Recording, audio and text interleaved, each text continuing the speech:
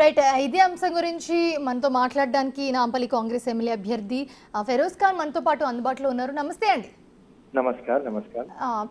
ఫెరోజ్ ఖాన్ గారు, ప్రస్తుతం చూస్తున్నాము స్క్రీన్ మీద. సో అసలు మీరు అక్కడ ఎందుకు వెళ్ళారు? సో వాళ్ళు సడన్గా వచ్చి మీపై దాడి చేసిన పరిస్థితి విజువల్స్లో మేము క్లియర్గా చూస్తూ ఉన్నాము. అసలు ఏం జరిగింది, ఏం చెప్తారు దీని గురించి? మాకు కంప్లైంట్ వచ్చింది అక్కడ తాజ్ నగర్, ఫిరోజ్ గాంధీ నగర్, అక్కడ రోడ్ మొత్తం డిక్ చేసినారు అండ్ మొత్తం సీవేజ్ లైన్ వేయకుండా రోడ్ వేస్తున్నారు అండ్ వాళ్ళకు ప్రాబ్లం అవుతుంది. వాళ్ళు కార్ పార్కింగ్ కానీ వెహికల్ పార్కింగ్ కానీ డిఫికల్ట్ అవుతుంది అండ్ ఒక మనిషి అక్కడ పడిపోయి 11 స్టిచెస్ వచ్చినాయి. ఎవరు అసలు మాకు వింటలేరు అంటే మేము ఇన్స్పెక్షన్ కి పోయినాం.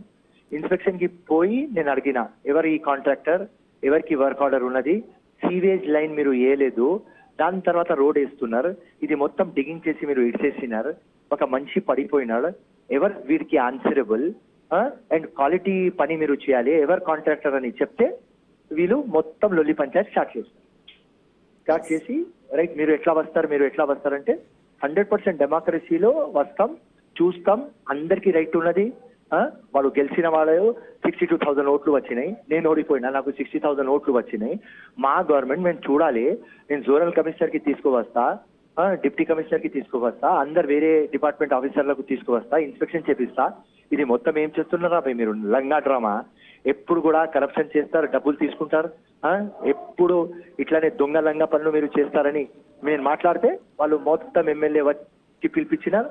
వాళ్ళు వస్తే 50 మంది ఫస్ట్ వచ్చినారు, మేము ఉన్నాం ఒక 10 మంది, దాని తర్వాత ఒక 15 minutes లో ఒక 100 కంటే ఎక్కువ మంది వచ్చేస్తున్నారు. ఫెరోజ్ ఖాన్ గారు, ఇప్పుడు మీరు చెప్పింది వింటూ ఉంటే మేము విజువల్స్లో కూడా చూస్తూ ఉన్నాము, ఆ వీడియోస్ కూడా చూస్తున్నాము. సో వెంటనే మాట్లాడే పరిస్థితి కూడా అక్కడ కనిపించట్లేదు. ఏదైనా ఉంటే ఫస్ట్ మాట్లాడాలి, డిస్కషన్ చేయాలి, ఏంటి ఇది అని అడగకుండా డైరెక్ట్ అటాక్ మోడ్లోకి వచ్చేసారు వాళ్ళు. సో వాళ్ళు ఎంఐఎం పార్టీ ఎప్పుడు అదే చేసేది, 20 years నుంచి అట్లనే చేస్తారు. దానికోసమే వీళ్ళ రాజ్యం నడుస్తుంది. దొంగ ఓట్లతో వీళ్ళు గెలుస్తారు, దొంగ పనులతో వీళ్ళు సర్వైవ్ చేస్తారు. లంగ పనులు, దొంగ పనులలో నంబర్ 1 వీళ్ళకు ఎవరు అడగవద్దు. ఎవరైనా మొత్తం తెలంగాణలో ఈ ఎంఐఎం పార్టీ లంగ పార్టీకి అడుగుతుంది అంటే అక్కడే ఫిరోజ్ ఖాన్. నాకు రైట్ వీళ్ళు దగ్గర సమాధానం ఉండదు, ఎందుకంటే వీళ్ళు కరెక్ట్ పనులు చేయరు కాబట్టి ఇట్లాంటి అటాక్లు వీళ్ళు ఎప్పుడు చేస్తూనే ఉంటారు. సో ఇది మాకు అలవాటు అయిపోయింది.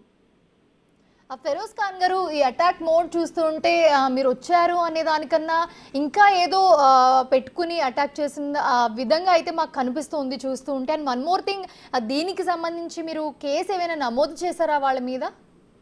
ఇప్పుడు ఆసిఫ్ నగర్ పోలీస్ స్టేషన్ పోయి మనం కేసు పెడితే వాళ్ళు ఒక కౌంటర్ కేసు పెడతారు, మేం కేసు వాళ్ళ కేసు, అది. సో పోలీస్కి నెత్తి నొప్పి, ఇది మాకు నార్మల్. సో వాళ్ళు ఒకవేళ, ఎందుకంటే మేము ఇన్స్పెక్షన్ చేస్తున్నప్పుడు వాళ్ళు వచ్చినారు కాబట్టి, ఒకవేళ వాళ్ళు పోలీస్ స్టేషన్కి పోతే మేము తప్పకుండా మేము కూడా పోలీస్ స్టేషన్ పోతాం, లేకుంటే మేము లైట్ తీసుకుంటాం. ఇట్లాంటివి నడుస్తూనే ఉంటాయి మా నాంపల్లి ఏరియా. ఈ లంగా పార్టీతో ఇదే మాకు గొడవ. ఇప్పుడు అందరికీ తెలుస్తుంది. ఫస్ట్ ముందుగానే మేము చెప్తుంటే ఎవరు నమ్మరు. అరే ఇట్లా అవుతుంది, ఒక చోట్లు ఉండవు, ఎందుకు కొట్లాట పెట్టుకుంటారు అంటే, చూడరా భయ్, వీళ్ళు చేసే పనుని అది వేరే ఏదైనా పార్టీ కానీ, బీఆర్ఎస్ తో కానీ, బీజేపీతో కానీ వేరే ఇష్యూ ఉంటది, కానీ వీళ్ళతో పోతే గ్రౌండ్ మీద కొట్లాడాలి అంతే, సింపుల్. అదే ఆ ప్లానింగ్ లో ఉంటారు వీళ్ళు ఎప్పుడు. కానీ ఇక్కడ ఒక విషయం ఏంటంటే, మీతో పాటు మీ అనుచరులు కూడా గాయపడిన పరిస్థితి మనం చూస్తున్నాము. అదుపు చేయడానికి వచ్చిన పోలీసుల మీద కూడా దాడి చేసిన పరిస్థితి అయితే చూస్తూ ఉన్నాము. సో దీన్ని నిర్మూలించే ప్రయత్నం అయితే చేయాలి కదా. సో మీరేం చెప్తారు దీని గురించి? లేకపోతే ఇది ఇంతే కేసు పెట్టినా ఇలానే ఉంటుందని అంటారా? ఇది నార్మల్ వాళ్ళ యాక్టివిటీస్.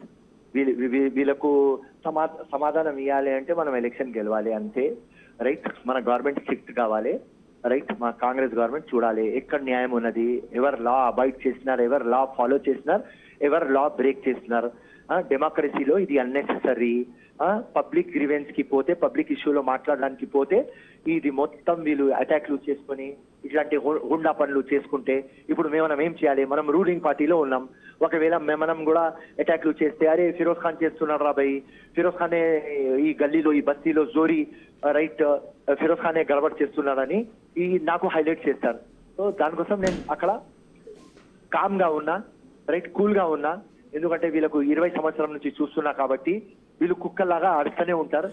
వీళ్ళ అలవాటు ఇది. సో వీళ్ళకు ఒకటే పరిష్కారం అమ్మా, గవర్నమెంట్ వీళ్ళ మీద సీరియస్ కావాలి, రైట్, అండ్ నేను ఎలక్షన్ గెలవాలి, అంతే అమ్మా. ఎస్. సో ప్రజెంట్ చూస్తూ ఉంటే మీరు చెప్పినట్టే మీరు ఎంతమంది వచ్చినా కూడా చాలా కామ్గా డీల్ చేసిన సిచ్యువేషన్ అయితే మేము కూడా చూస్తూ ఉన్నాము. సో ఎలా ఉండబోతుంది మీ నెక్స్ట్ స్టెప్? ఎందుకంటే ఇట్లా పబ్లిక్గా స్ట్రైట్ అవే వాళ్ళు దాడికి దిగారు.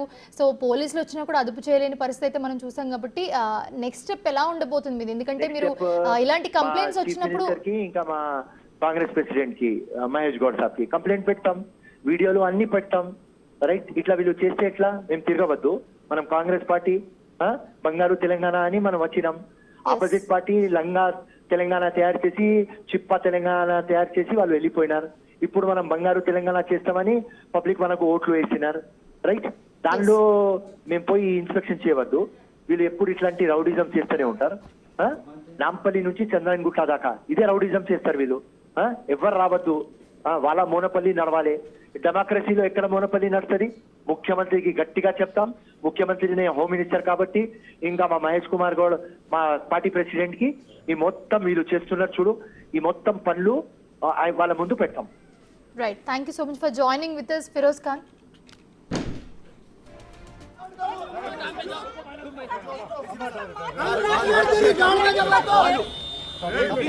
नहीं